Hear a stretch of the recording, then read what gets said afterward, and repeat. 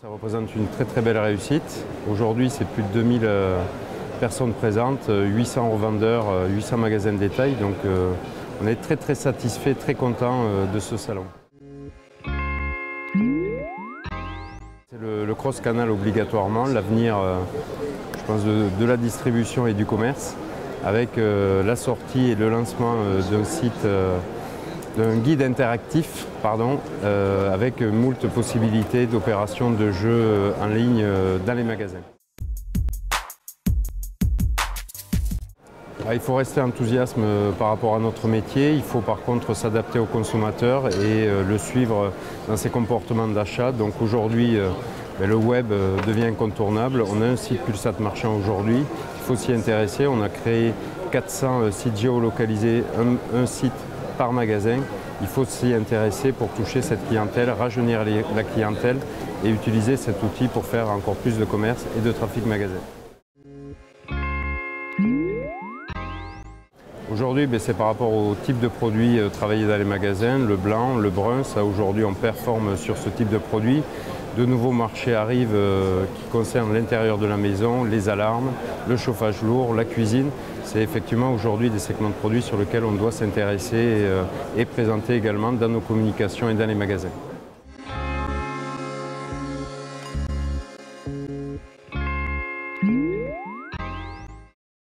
Oui, bien sûr. Nous sommes le premier groupe au niveau global.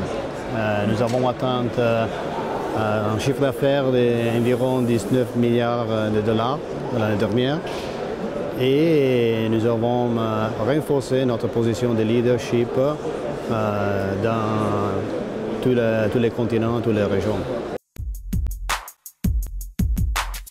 La mission de WIP pour l'Europe, c'est naturellement d'atteindre la même position que nous avons dans l'Amérique du Nord, l'Amérique du Sud, c'est-à-dire en position de leadership.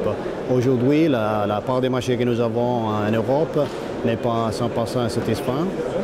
Nous sommes toujours le quatrième groupe et nous aurons l'ambition de croissance très rapide en Europe avec des investissements très importants que nous sommes en train de faire en 2014 et 2015. Oui, bien sûr, les résultats financiers que nous avons atteints sont les meilleurs depuis longtemps. Nous avons atteint un niveau de rentabilité globale de 7,3% avec une amélioration de 1,6%, qui est tout à fait exceptionnel dans les contextes des marchés au niveau global. La France, pour le quatrième marché au niveau global, un marché où nous aurons atteint la leadership au niveau des volumes au début d'année, pendant les premiers 2 mois. Et naturellement, l'objectif que nous aurons est de renforcer la leadership en 2014 avec un focus très fort sur la partie incastrable et avec l'introduction, le relancement des KitchenAid dans la partie haut de gamme dans les castrables. KitchenAid aujourd'hui est relativement petit pour nous, et seulement 100% de notre chiffre d'affaires. L'objectif que nous avons est de doubler le chiffre d'affaires, c'est-à-dire d'avoir KitchenAid d'environ 10% de notre chiffre d'affaires à la fin de 2014. Et pour faire ça, nous avons un relancement de gamme de produits avec un positionnement de prix un peu plus accessible par rapport à la gamme que nous avons aujourd'hui. C'est-à-dire d'avoir une proposition très forte dans les segments premium et pas seulement dans les segments super premium. Et avec, je pense, une marque qui a beaucoup de notoriété en France, qui a une proposition unique au niveau transversal, c'est-à-dire de la préparation, la cuisson, la conservation. Et voilà, nous sommes en train de faire des investissements très importants avec une campagne de communication d'envergure.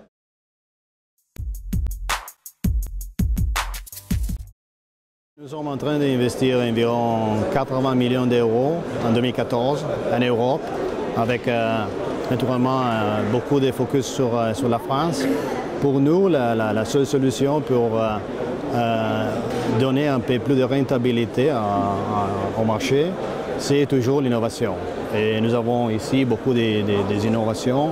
Nous avons beaucoup d'innovations chez Auro Cucina et on va montrer notre tuyau des nouveautés qui seront en 2014, au début 2015. Et c'est, je crois, la seule solution pour augmenter un peu, améliorer un peu la rentabilité de l'industrie, c'est-à-dire pour tous les éléments de l'industrie, les distributeurs, les consommateurs et les fournisseurs aussi. Et c'est clair que je pense que c'est l'effort commun pour donner beaucoup plus d'innovation aux consommateurs qui peut changer un peu la situation du marché.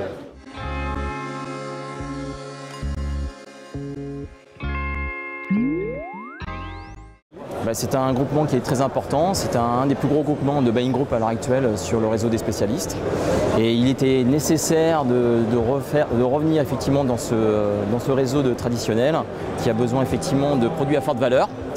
Et la bonne nouvelle, c'est que Sony, sur ce marché qui est effectivement assez compliqué en volume, apporte une certaine valeur au marché de la télé et sur d'autres marchés, parce qu'effectivement Sony a la capacité de vendre et de revendre d'autres produits tels que les produits connectés, toute la partie audio, toute la partie son. Il faut savoir que Sony maintenant est passé numéro 3 sur le marché de la télé, donc nous sommes revenus entre guillemets à nos sources. L'objectif bien évidemment c'est de faire mieux. Et pour finir, nous sommes numéro 2 sur le marché du réseau spécialiste en télé. Donc on est revenu à notre place qu'on avait par le passé et c'est plutôt une bonne nouvelle pour la marque. Et puis comme vous pouvez voir derrière, vous avez en fait le dernier cri de la marque qui est la 4K. Donc la ultra haute définition qui j'espère va apporter de la valeur au marché, qui commence à le faire. On va commencer à avoir crédibilisé une offre très importante sur la partie 4K. Et comme vous pouvez le voir aussi, la Coupe du Monde, on va en parler beaucoup parce que nous sommes sponsors officiels de la Coupe du Monde au Brésil. Et je pense qu'on va le faire savoir fortement au niveau des consommateurs. Et j'espère que le marché va pouvoir repartir sur une bonne dynamique en termes de valeur. Voilà. C'est vraiment important. Je pense qu'à l'heure actuelle, on n'est plus sur des marchés de volume qu'on a pu connaître sur le switch-off, donc sur les changements de technologie. Maintenant, l'objectif, c'est de revenir sur des marchés, de se reconcentrer sur ce qu'on sait faire, des beaux produits, des produits qui apportent de la valeur, des beaux écrans, des belles images, et puis surfer sur la 4K, qui est pour nous un axe vraiment très important dans le devenir de la marque Sony.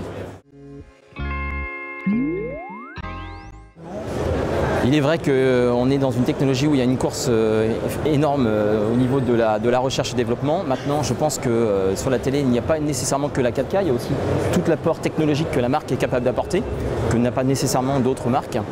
Il y a certaines, bien sûr, qui vont arriver avec des produits incurvés. Nous, on va arriver avec une technologie qui s'appelle le Technology Wedge, donc avec un design très épuré, avec un design très pyramidal, qui est complètement différenciant de ce qu'on connaît à l'heure actuelle sur le marché français, avec notamment la partie son que nous avons mise en avant fortement sur nos produits, qui est pour nous un axe important et une attente importante au niveau du consommateur.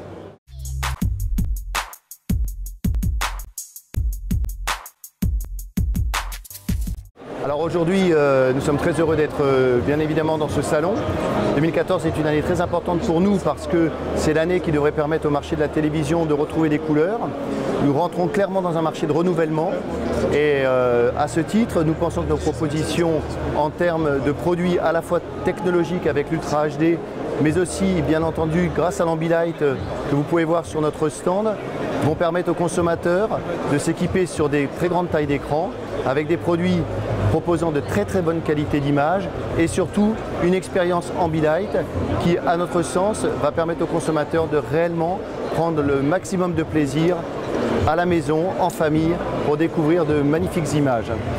Donc ce salon pour nous c'est l'occasion d'expliquer à l'ensemble des revendeurs nos gammes, de montrer qu'on est présent à la fois avec des très grandes tailles d'écran, de la très haute technologie avec l'Ultra HD et bien évidemment avec l'Ambilight qui reste la signature de Philips aujourd'hui et demain.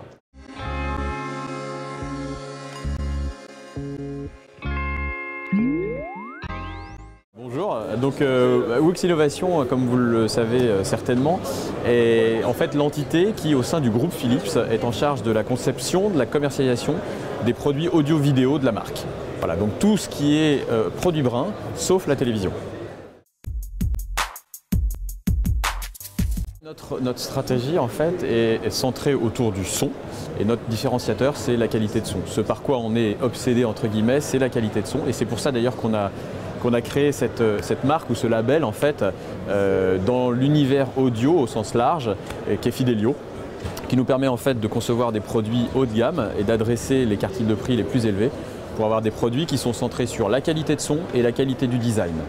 C'est véritablement ce sur quoi on s'attache à développer toutes nos innovations. Fidelio est sous contrat de distribution sélective parce que ce sont des produits sur lesquels on souhaite avoir une excellente qualité de présentation, des produits en mode de démonstration, parce qu'il est important d'en faire écouter la qualité de son notamment. Ce sont des produits qui doivent être présents avec un certain univers, j'ai envie de dire.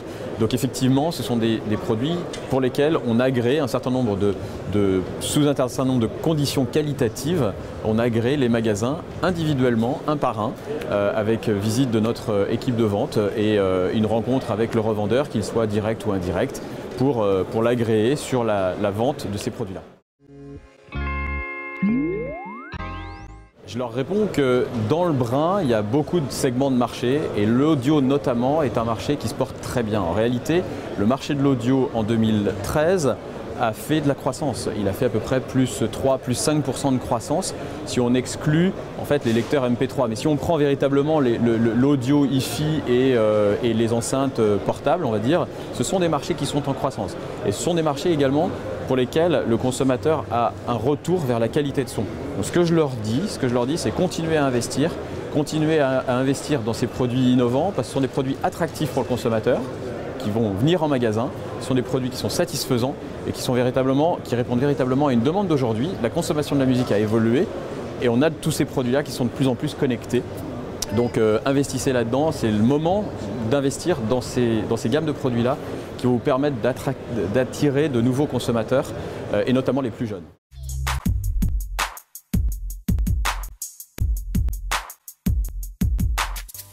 Alors effectivement, Samsung a à cœur de pouvoir contribuer à l'innovation et à faire en sorte que ce marché du froid en fait, soit dans une dynamique positive. Et clairement, ce nouveau réfrigérateur, le Food Showcase, en est pour nous notre fer de lance. L'objectif avec cet appareil, avec ce réfrigérateur, c'est de recréer un peu le concept du réfrigérateur.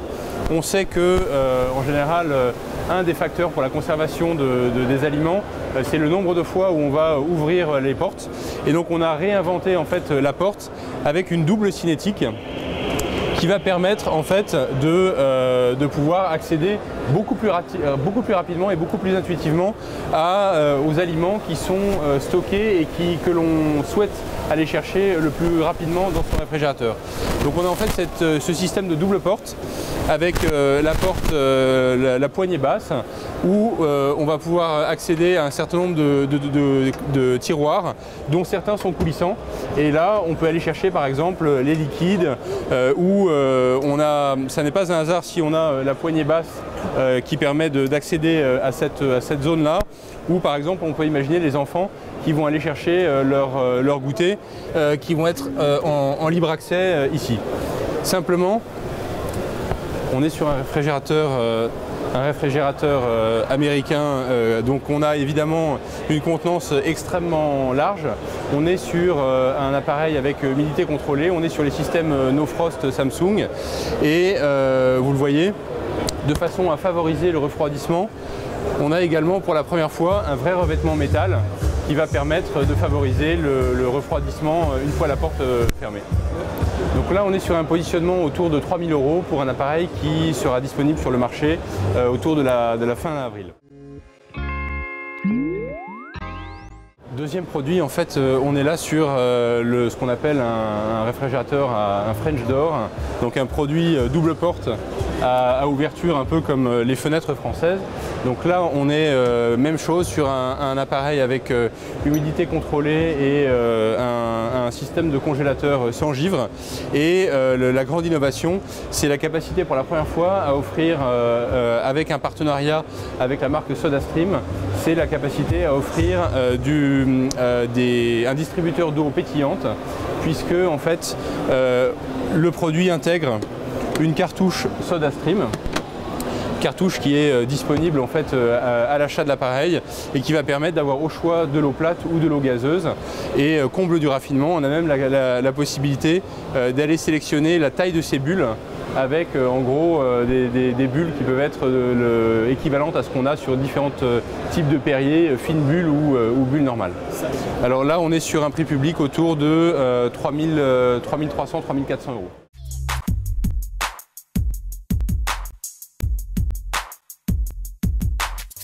Une nouvelle technologie, surtout la 4K sur la télévision, c'est surtout ça qu'on était venu chercher.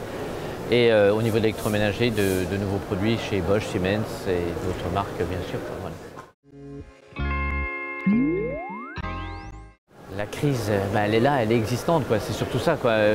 On essaye de la combattre tous les jours avec d'autres moyens de communication, surtout les réseaux sociaux. On est sur Facebook, on essaye les tweets, on essaye les campagnes SMS, on essaye plein de choses pour se diversifier.